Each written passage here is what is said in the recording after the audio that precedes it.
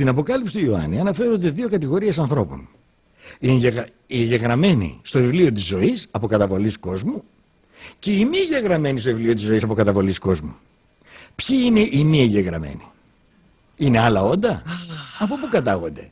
Είναι συγκεκριμένες φυλές του πλανήτη? Ζουν ανάμεσά μας? Αυτοί έχουν επίγνωση της καταγωγής τους. Πώς υπερφυλαγόμαστε από αυτούς? Πέτρος. Μελετήστε το κόκκινο βιβλίο μου, το οποίο αναφέρει μέσα αυτό το ερώτημά σας. Εν συντομία θα σας απαντήσω όμως. Το βιβλίο της ζωής είναι το DNA. Ένας άνθρωπος, μία οντότητα, ένα όν λόγιο γεννιέται στον πλανήτη Γη.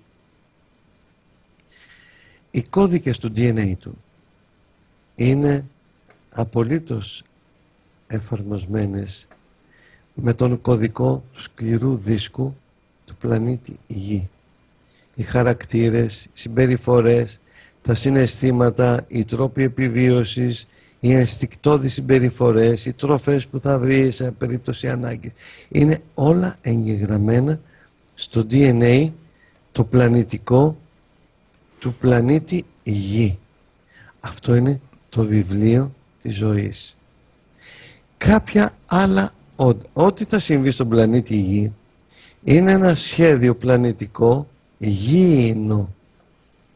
Κάποια άλλα όντα τα οποία βρίσκονται ανάμεσά μας και δεν έχουν κύτταρο γήινο, αλλά έχουν κύτταρο από τη δική τους σφαίρα και έχουν το βιβλίο της ζωής της δικής τους σφαίρας, αλλά βρίσκονται εδώ, δεν είναι εγγεγραμμένα στο βιβλίο της ζωής του κόσμου τούτου.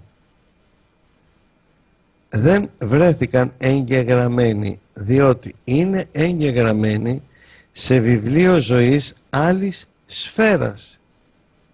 Αυτοί λοιπόν που βρέθηκαν εγγεγραμμένοι στο βιβλίο της ζωής του κόσμου τούτου, αυτοί είναι που θα κριθούν.